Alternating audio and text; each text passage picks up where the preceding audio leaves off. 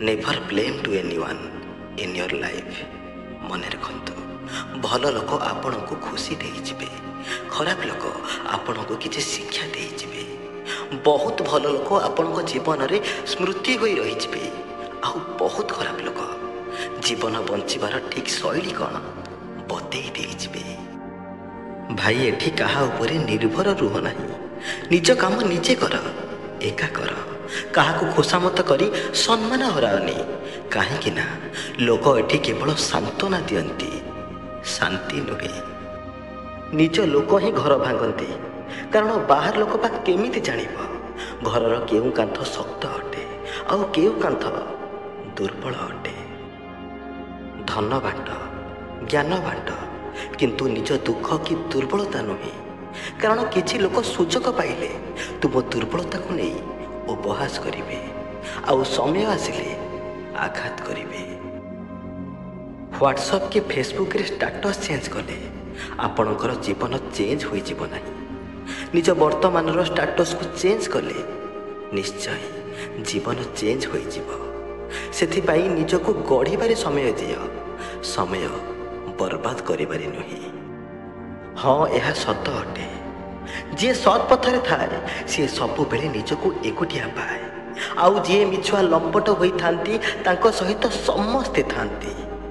ସିଏ ବୋକା ହୋଇଥାଏ ଯିଏ ସରଳ ମଣିଷ ହୋଇ ମଣିଷକୁ ବିଶ୍ୱାସ କରି ଧୋକା ପାଇଥାଏ ଆଉ କଷ୍ଟ ବି ପାଇଥାଏ। ଆଉ ଯିଏ ସ୍ୱାର୍ଥପର ହୋଇଥାଏ ସିଏ ସବୁବେଳେ ଖୁସିରେ ରୁହେ।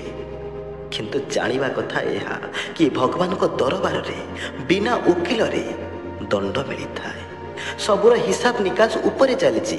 ସେଥିପାଇଁ କ୍ଷଣିକ ଖୁସି ପାଇଁ କାହାକୁ ଆଘାତ କରନ୍ତୁ ନାହିଁ, କାରଣ ଯେଉଁଠିକି ଆମର ଆଖି ବି ପାଇବ ନାହିଁ ସେଠାରୁ କେହି ଜଣେ ଆମକୁ ଜୁମ୍ କରି ଦେଖୁଛି। ମଣିଷ ଶରୀରରେ ସବୁଠାରୁ ସୁନ୍ଦର ଅଙ୍ଗ ହେଉଛି ତାର ହୃଦୟ। ଯଦି ହୃଦୟରେ ଅଳିଆ ଭରି ରହିଛି ତେବେ ସମ୍ପୂର୍ଣ୍ଣ ଶରୀର ଯେତେ ବି ସୁନ୍ଦର ହୋଇଥାଉ କିଛି ଫରକ ପଡ଼େ ନା। ରାଗିଯାଇ କାହାକୁ ଏତେ କଠୋର ଶବ୍ଦ କୁହନ୍ତୁ ନାହିଁ ଯାହାକୁ ତୁମେ ନିଜ ପାଇଁ କେବେ ଶୁଣିପାରିବ ନାହିଁ। ରାଗ ତ କିଛି ସମୟ ପାଇଁ ଆସିଥାଏ, କିନ୍ତୁ ରାଗରେ କୁହାଯାଇଥିବା କଥାଟି ସବୁଦିନ ପାଇଁ ମନେ ରହିଯାଏ। ଖୁସିରେ ରହିବାର କେବଳ ଗୋଟିଏ ସହଜ ଉପାୟ, କାହା ଉପରେ ନିର୍ଭର ରୁହ ନାହିଁ ଏବଂ ଭଗବାନଙ୍କ ବ୍ୟତୀତ କାହା ଉପରେ ଆଶା ରଖ ନାହିଁ। ଭଲ ପାଇବାକୁ ତ ସମସ୍ତେ ଆପଣେଇ ନେବେ, କିନ୍ତୁ ପ୍ରକୃତ ସମ୍ପର୍କ ସିଏ ଯିଏ ତୁମ ରାଗ ଅଭିମାନକୁ ବି ଆପଣେଇ ନେବ। ପ୍ରଶଂସା ଯେତେ କଲେ ଚଳିବ, ହେଲେ ଅପମାନ ଦେଖି ଚାହିଁକି କର, କାରଣ ଉପରେ କେହି ଜଣେ ପ୍ରଶଂସା ଦେଉ କି ନ ଦେଉ, ହେଲେ ଅପମାନର ମୂଲ୍ୟ ଶୁଦ୍ଧ ସହ ଫେରେଇଥାଏ। ଯଦି ନିଜର କିଏ ଆଉ ପର କିଏ ଏବେ ଚିହ୍ନିବାକୁ ଚାହୁଁଛନ୍ତି, କିଏ ପସନ୍ଦ କରୁଛନ୍ତି ନା କେବଳ ସ୍ୱାର୍ଥ ପାଇଁ ନିଜର କହି ହେଉଛନ୍ତି ଜାଣିବାକୁ ଚାହୁଁଛନ୍ତି, ତେବେ କିଛି ଦିନ ପାଇଁ କଥା ହେବା ବନ୍ଦ କରିଦିଅନ୍ତୁ। ଦେଖିବେ ଯିଏ ନିଜର, ଯିଏ ଆପଣଙ୍କୁ ପସନ୍ଦ କରନ୍ତି ସିଏ ଆପଣଙ୍କ ସହ କଥା ନ ହୋଇ ରହିପାରିବ ନାହିଁ।